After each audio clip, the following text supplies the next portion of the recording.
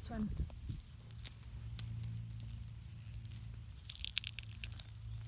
My word. Oh my gosh! This is our first successful carrot.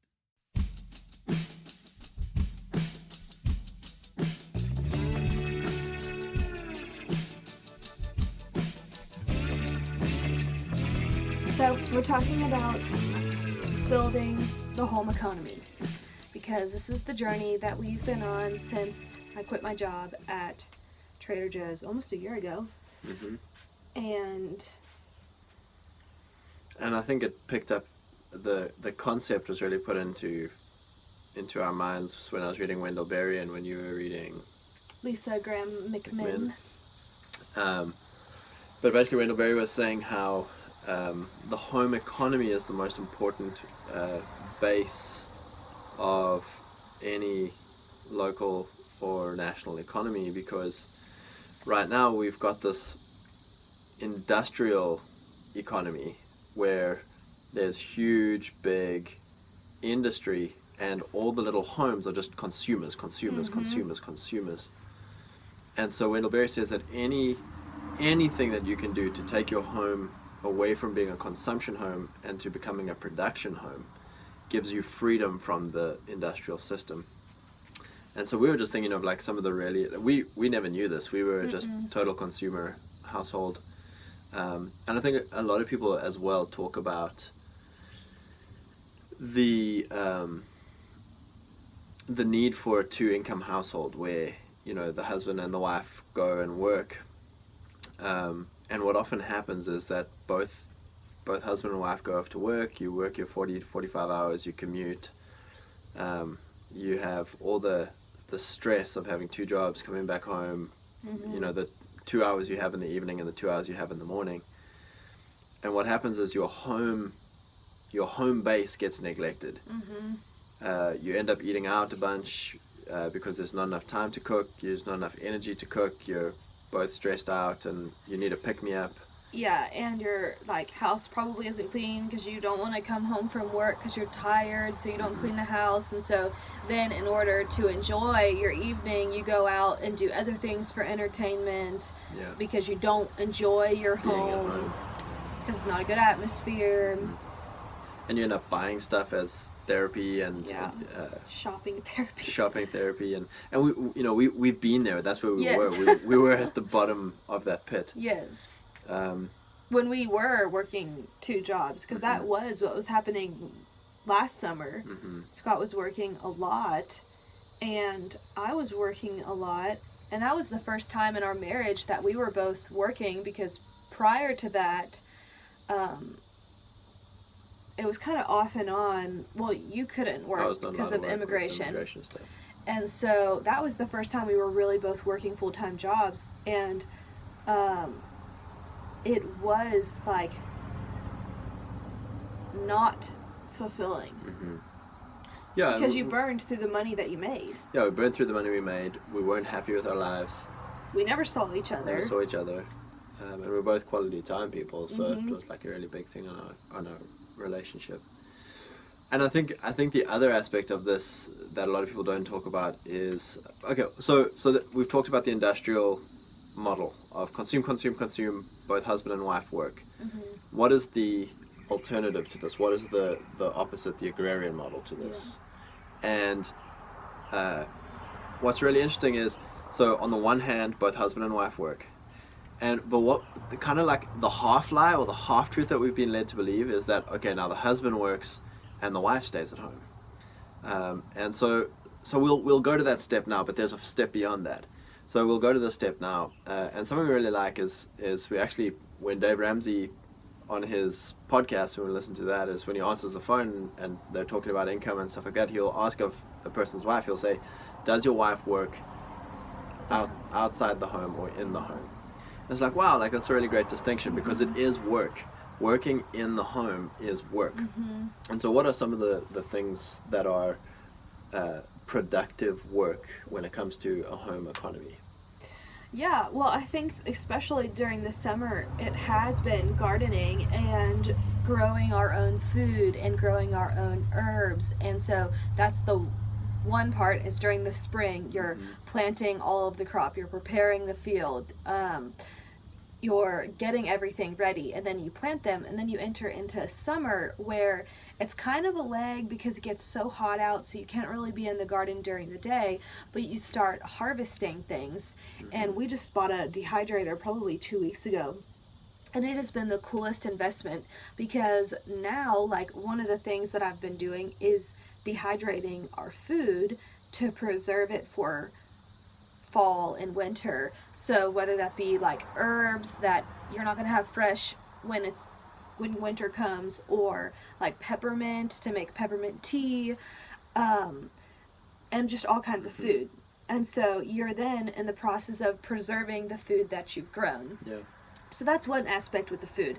The other thing is I have more time to cook because I'm at home. So I can meal plan, I prepare our meals, we eat super healthy because we eat the food we grow, or we eat the food from the farmer's market.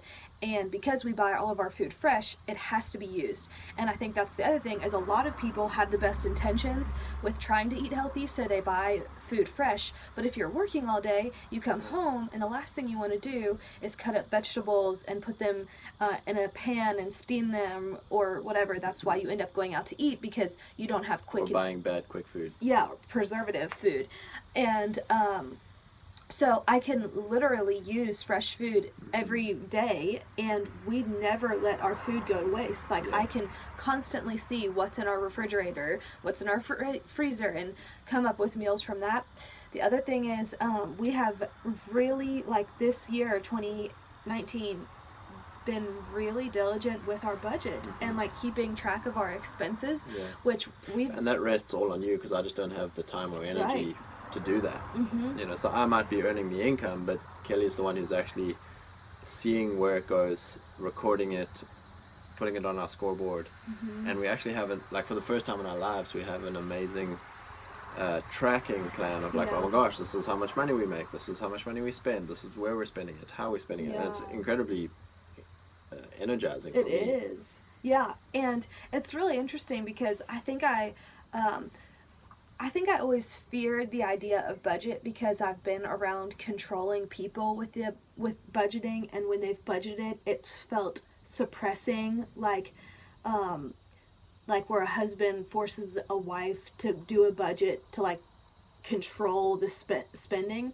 But what's so freeing is when you have both identified your values and where your money's going. Like, Scott doesn't have to worry about controlling how I spend money, because I only spend money if it's in alignment with our values, because we've talked about all of these things. So I don't just go and do retail therapy. And we have like two really important goals coming up that it's like, oh my gosh, okay, all of our money is going to these two goals. And it's goals that are energizing to both of us. It's not like, oh, that's your goal. Yeah. You know, it's like real energizing goals of, like, this is where our money is going. Yeah. And so the budget has been actually freeing, and we call it a budget, but for us it really hasn't even been a budget yet.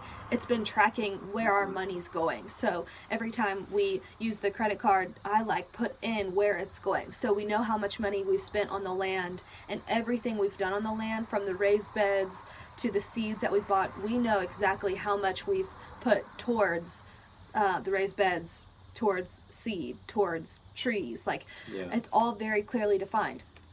And so that has been an amazing and another thing with meal prep, so another thing is making a wonderful home and being a placemaker and making a home a nice, like, I love to just come home and sit and read and enjoy our home. We have lovely mornings. Like, I think for me, like, that's amazing, just to have a nice morning with the Lord in the home that you like and enjoy. And there's a lot of good reading out there about the importance of sacred spaces for both men and women, but to have your own sacred space with the Lord. And so all of that comes to a thing I really loved that Joel Salatin said, is that he said $1 saved is $1.30 earned. Because when you're earning money, you have to pay your 30% taxes on it.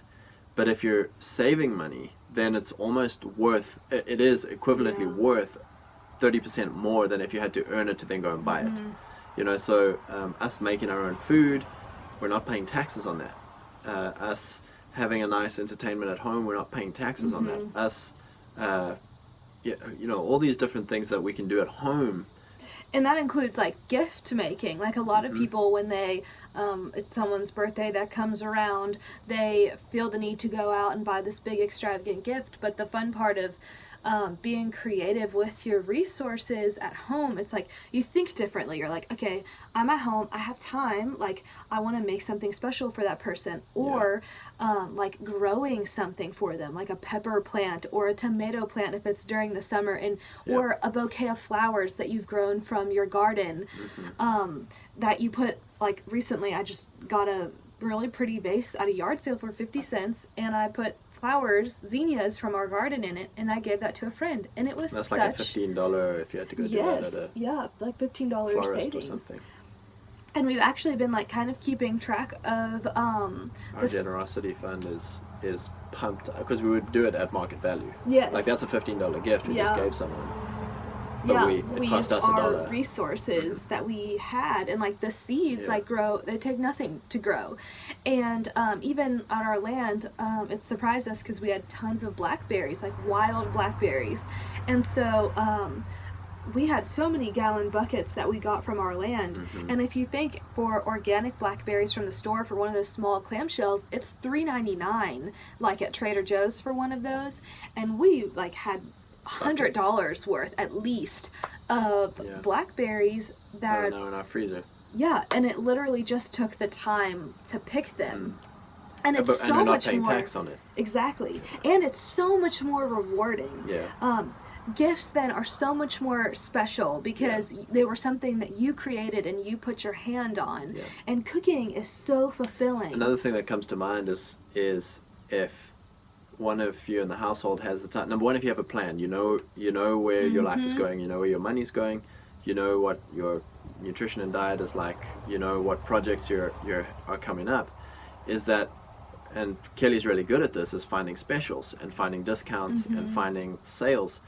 Because like for instance, if we know what our food values are, we eat meat and veg and a few simple grains. So like now, if Kelly goes to, there's a closing down sale, and it's like 50% off this, it's like, well, let's go buy a whole year. And because we've saved up cash for it, it's like, let's go buy a whole year's worth of this one thing that'll last a year.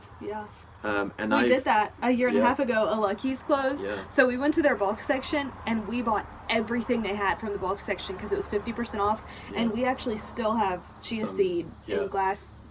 And your shampoos. All my shampoos. You know, like that's the thing. If you have someone who's dedicated to building the home economy, you can then. What do you do when you build a business? You look for discounts. You look for sales. You look for specials. You look for wholesale. You look for direct deals that you can build your business with. And your home is an economy. Your home is a business. And if someone isn't managing the business, then it just becomes a consumption zone. And so the next thing with that as well is the psychological costs or the emotional costs or the spiritual costs of a home economy. So, for instance, when both of us were working our different jobs, we'd both come home and we'd both be stressed out, both be tired, and it was just a toll on our marriage. We weren't seeing each other, the house was a mess, our diet was a mess, our emotional spending was a mess, so there was financial stress, and it just wasn't there wasn't peace in the home. Whereas now it's like, it's an amazing, like I can come home from a really stressful day and there's peace in the home because Kelly's at peace. She's got momentum in the things that she's pursuing and going after, and I think it took you a while to get there. Do you want to discuss some of the like lies and things that you had to? Yeah, well, I think the question that I would get all the time when I first quit my job was, well, like, what do you do all day? Like, do you sit around and watch Netflix? Like, well, we don't even have Netflix, so no. And so at the beginning, that was a lie that I was believing, was I'm not adding any value to society. Like, I'm not someone who adds value because I'm at home working, which I think that's such a cultural lie to get women into thinking you're not valuable unless you do something to show for everyone else, which that is such a lie from the pit of hell. Our value doesn't come from anything that we do. Our value comes from who we are and as being virtuous women who love God. Like, that's it.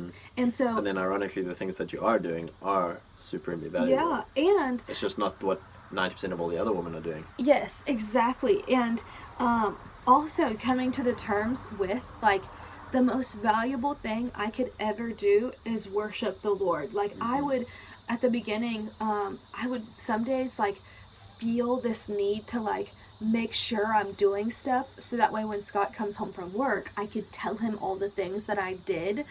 And the one day, I remember he said to me, I would actually be okay if you read books and if you just worshiped the Lord all day, or you just journaled or created your art. Like, you do not need to justify your time to me ever.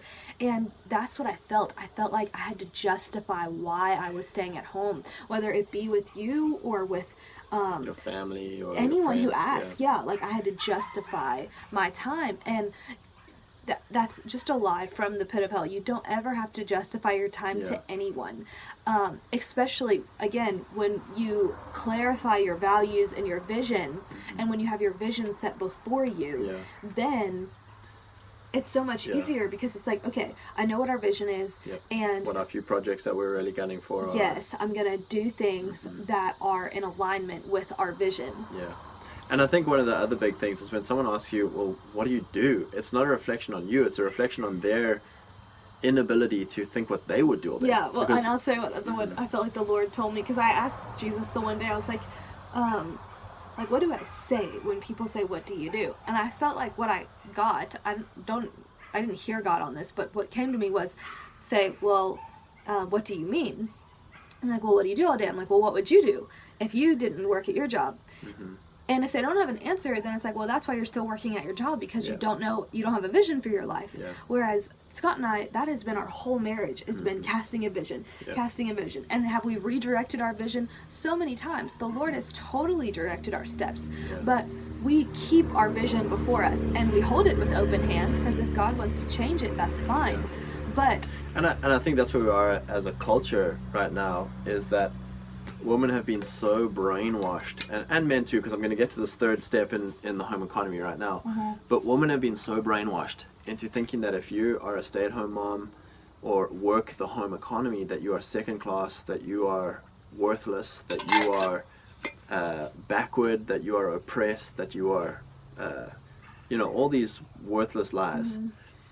The reality is that all those skills that have come down from generation to generation to generation to build a home economy, to increase the value and the brand.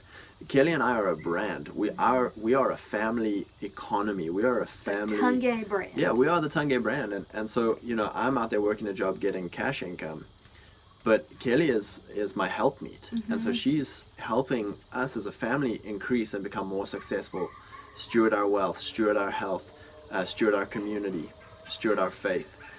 And so what happens is you get this lie that says, number one, the woman is not allowed to help the man.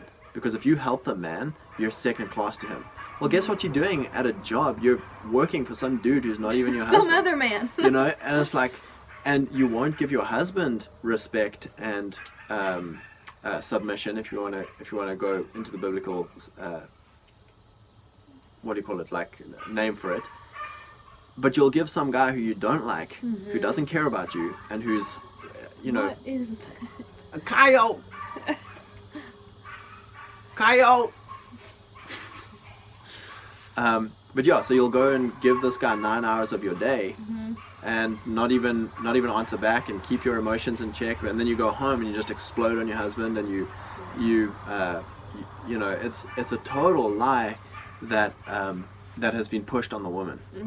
And so one of the biggest things I think that we had to really go through is, what does it look like for a marriage to have one singular goal? Because that's the lie that's pushed on men, is that you have to go off and work a career for 40 years and go be a high roller and go compete on your own. And it's like, no, we're very much a team. Like, there's so many things that I suck at that Kelli's great at, and there's so many things that I could get away with that Kelli keeps me accountable to, and there's so many things that we are both we do so much better together as a team. Yeah, because there's things you're really great at that I'm also not good at. And so this leads us to the third kind of step in Wendell Berry's home economy model is he says that men have been lied to.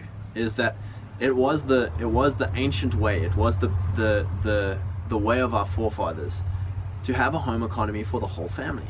So the husband and the wife would work at home. It was a homestead, a home industry, a cottage industry, if you want to call it that, where the husband works, the wife works, the children work, the uncles work, the cousins work, like everyone work, the neighbors work, and what happens is like, hey, you know, we have these three things that we produce, we have these three services that we can offer.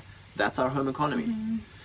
And what's great about that is that in a village like that or a community like that, everybody has a service and a skill and a few products. And you have to start figuring out who offers what, and oh yeah, that, you know, that cousin does this and this neighbor does that, and oh, a friend of a friend does this. And that's how community is made.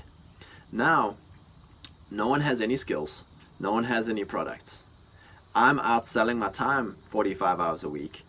You're out selling your time 45 hours a week.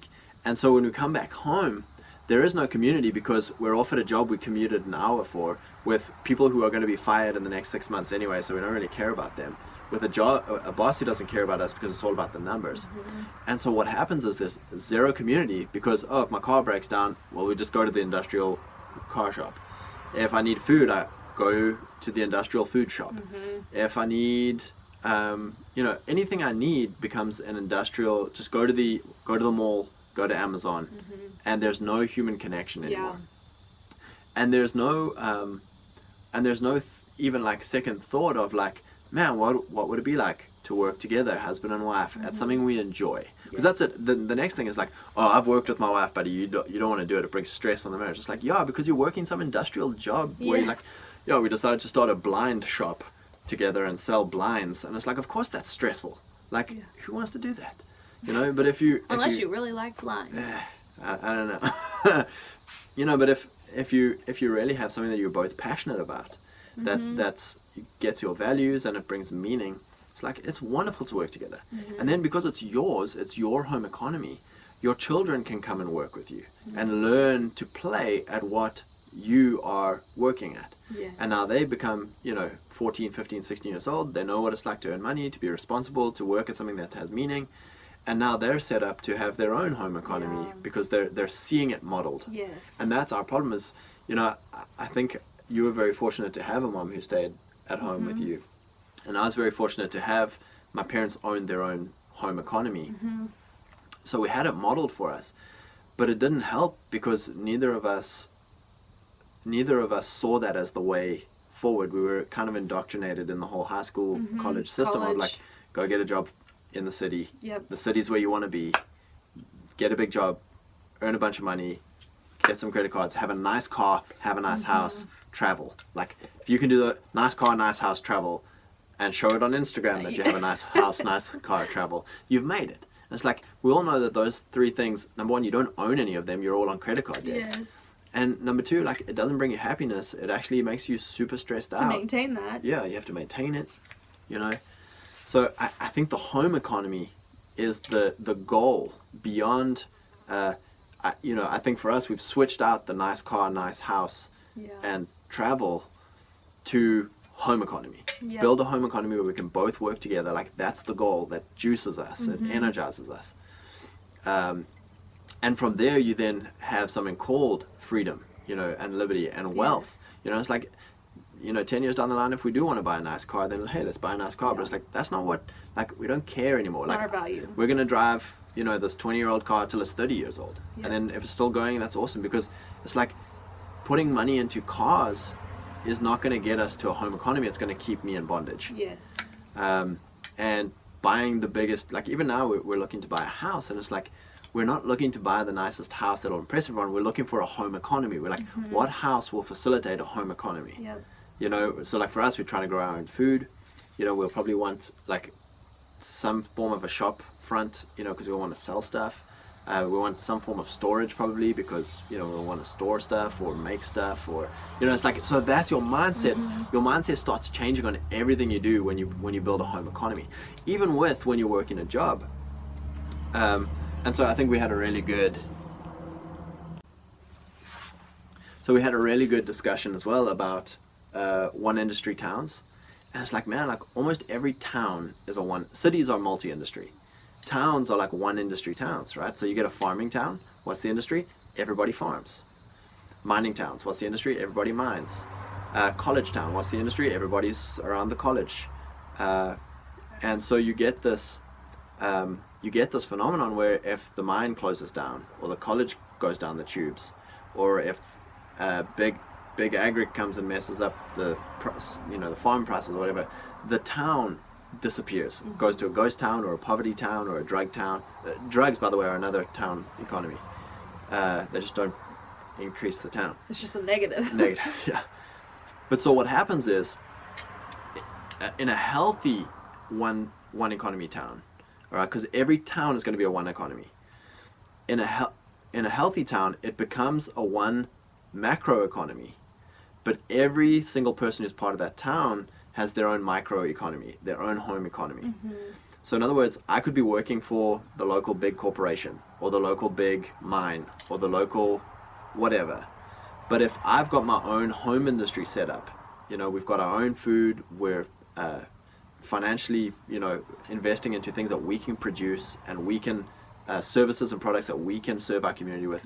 When that big corporation closes down or goes through a rocky time or whatever, all of a sudden, if 60, 70, 80% of your town all have their own home economy, it's like, there's a bit of a dip in income, but there's no dip in services and products, because all right, like now all my time and focus goes into my services and products, and so there's this almost like amazing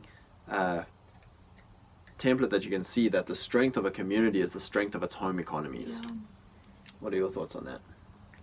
Yeah, I mean, that's something we've never really connected before until we've lived in a small town and we've gone to other small towns, and we're like, what's the difference between where we live, which isn't a thriving little town? Yeah. I guess it's not where we live, because we live in a smaller town that is thriving. Where we're renting right now compared to where we want to build. Right, to where we want to build that town, it's not thriving. And, just traveling around friends' towns and stuff and talking about it. Yeah, it's just fascinating. But yeah, so I think our encouragement to you guys is to... you don't have to live status quo and do things because that's the cultural norm. Yeah. This isn't something, I feel like that's really talked about as a worthy life investment is investing into your home economy. I didn't even know that, I didn't even have a concept of this until we got married. Yeah. And Scott wanted to bring me home from my job, and that was really uncomfortable for me. But I was like, why would I not work? I could make money. I could be adding value to our family by making money.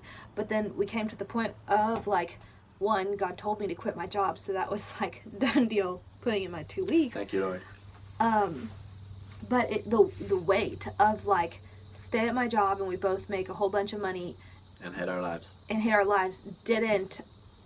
wasn't more valuable than me staying home and us being able to see each other. I was then able to come and go see rugby matches because I quit, and there were so many other things where the benefits of quitting my job outweighed all the reasons. And there wasn't division. She wasn't serving another man's vision.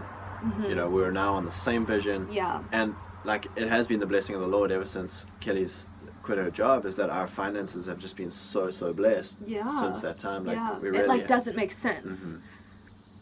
So I think we just encourage you is to really change the goal of status quo, status maintenance, status acquisition to home economy acquisition, home economy maintenance, home economy building. And I think just some great practical steps. We were both totally against Dave Ramsey, totally just not interested in the guy.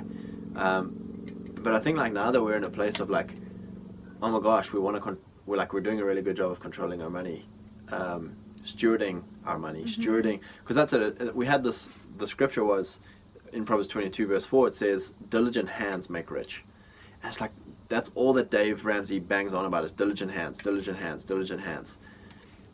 But then 22 verse 10 says, no, maybe it's like later on. The blessing 24. of the Lord makes rich, and he adds no sorrow with it. And so we're like, oh yeah, we want this one. Like we want the blessing. The blessing of the Lord makes rich, and he adds no sorrow with it, you know. And so now that we've really been encountering the blessing of the Lord, we are like, oh my gosh, it's both and. It's like we're receiving the blessing of the Lord. There's no sorrow in our lives. Yeah. And it's like now we have to work hard to steward that, to be responsible for what God's giving us, to grow what God's giving us, to just like, oh my gosh, Lord, you've given us these gifts. You're blessing us so much. We want to take care of it. We want to be diligent stewards of it. And then that brought us into the back to Dave Ramsey, because like, all right, yes, like Dave, we want to honor your gift of teach us how to be diligent. And the scripture of honor a prophet and you'll receive the prophet's reward. And we're like, oh my gosh, he has become a master with finances, and he has the testimonies to prove it. Like he has helped. And it doesn't own him. Like he. It's like a gift God, he freely. Exactly. God is his God, not money. You know, whereas all the other money guys, you're kind of like, I think money's their God. Like, yeah. Yes. So, that was the practical thing of listening to Dave Ramsey. I think another practical thing is really get with the Lord and ask him, like, what is in my lane for you? Like, what do you want to do through my life? What is the promises that you've put in my life? And really seek God about the vision for your life. And whether that be if you're married or if you're single, because if you're single, what's so great about doing that now is it really helps clarify when you're meeting people.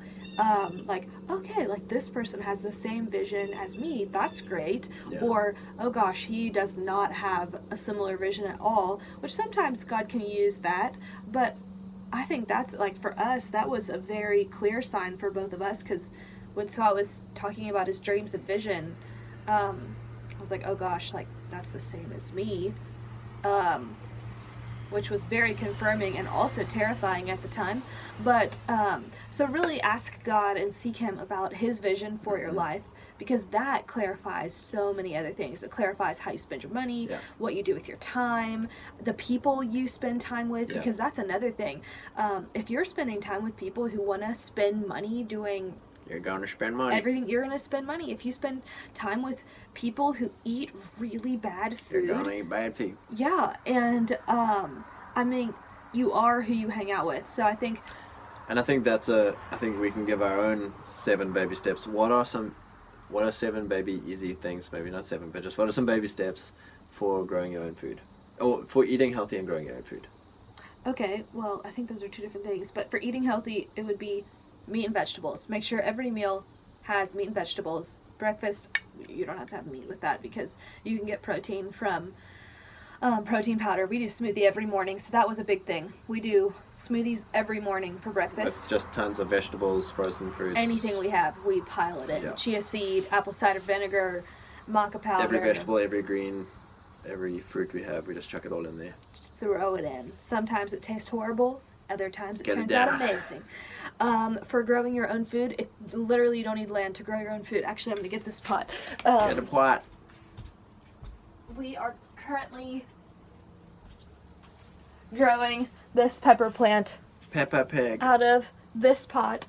So if you just have a balcony, you can grow your own food, because I grew lettuce out of pots because we were in the middle of moving and I wanted to be able to transport them, and we didn't have our beds done in our land this spring. So I did all arugula, everything out of just containers.